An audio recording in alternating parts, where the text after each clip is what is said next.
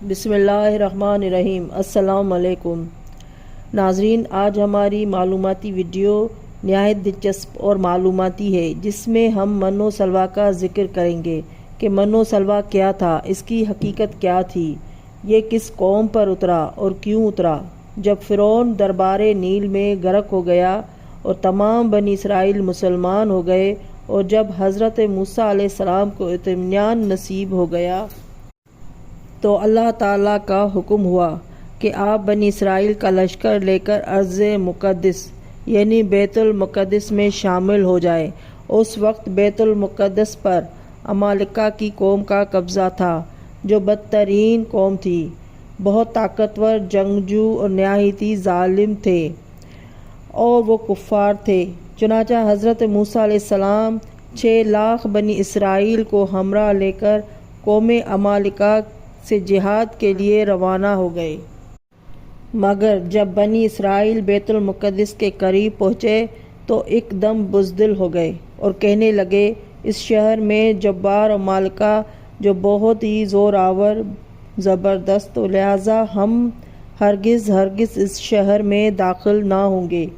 بلکہ بنی اسرائیل نے حضرت موسیٰ علیہ السلام سے یہ تک کہہ دیا تھا کہ اے موسیٰ، آپ اور آپ کا خدا جا کر اس زبردست قوم سے جنگ کرے، ہم تو یہیں بیٹھے رہیں گے۔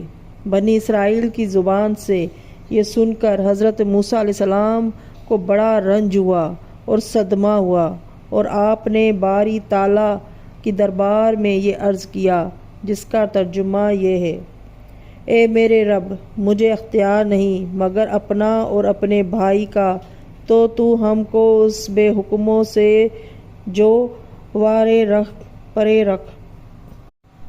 اور اس دعا پر اللہ تعالیٰ نے اپنے غضب و جلال کا اظہار کیا اور فرمایا۔ ترجمہ: تو کہ وہ زمین اس پر حرام ہے، 40 سال تک بھٹکتے پھرے زمین میں، تو تم ان بے حکموں کا افسوس نہ کھاؤ۔ اس کا نتیجہ یہ ہوا کہ 6 لاکھ بنی اسرائیل ایک میدان میں 40 برس تک بھٹکتے رہے، مگر اس میدان سے باہر نہ نکل سکے۔ اس میدان کا نام میدان دیا ہے۔ جب حضرت موسیٰ علیہ السلام 6 لاکھ بنی اسرائیل افراد کے ساتھ میدان دیا میں مقیم تھے کہ ان کے کھانے پینے کا سامان ختم ہو گیا۔ سامان کا ختم ہونا تھا کہ بنی اسرائیل نے فریاد شروع کر دی کہ موسیٰ، کاش ہم وہیں مر جاتے کہ ہمیں اس بھوک کی تکلیف نہ اٹھانی پڑتی۔ اب ہم اس جنگل میں کیا کریں اور کس طرح اپنا پیٹ بھریں؟ حضرت موسیٰ علیہ السلام نے ان کو تسلی دی اور بارگاہ خداوندی میں عرض کی کہ مالک، تو ان کی باتیں سن رہا ہے اور ان کی پریشانیاں دیکھ رہا ہے۔ خطاب ہوا کہ موسیٰ، ان کے کھانے کا انتظام کیے دیتا ہوں۔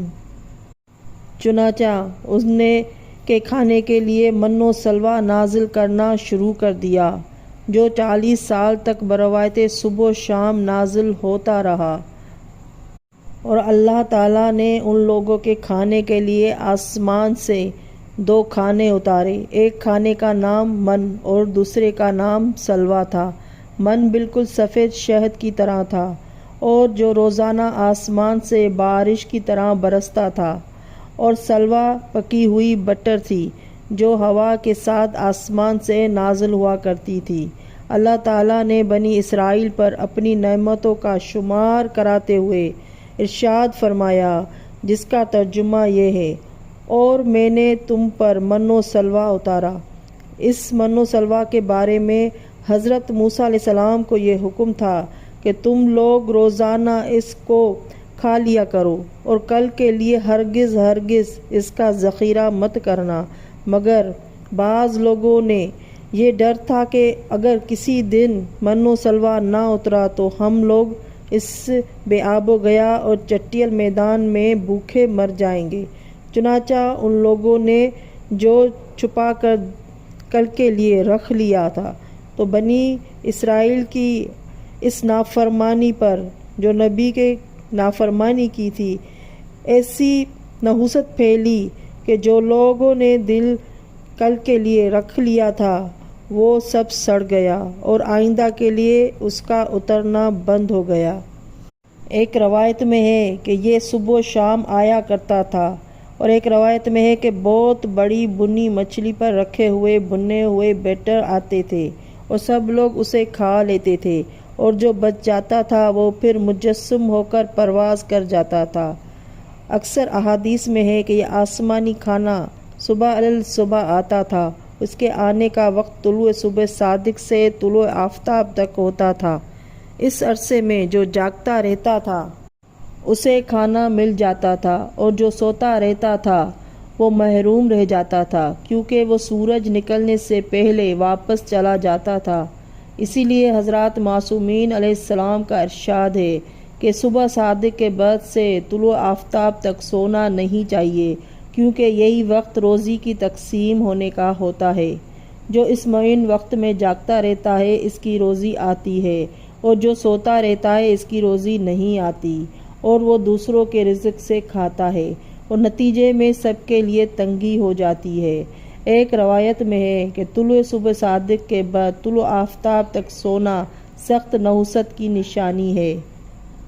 ایک روایت میں ہے کہ رزق کا تعلق آسمان سے ہے اور وہ روزانہ عطا کیا جاتا ہے۔ ایک کتاب میں ہے کہ عطائے رزق کو روزی کہتے ہیں، اس کی وجہ یہ ہے کہ وہ روزانہ دی جاتی ہے۔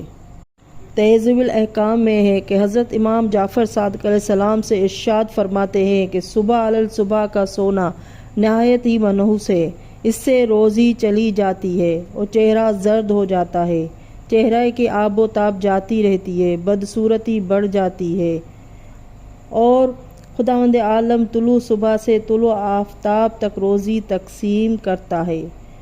خبردار کیا جاتا ہے کہ سونا نہایت مضر ہے، اسے بچتے رہنا۔ اللہم صلی علی محمد و آل محمد۔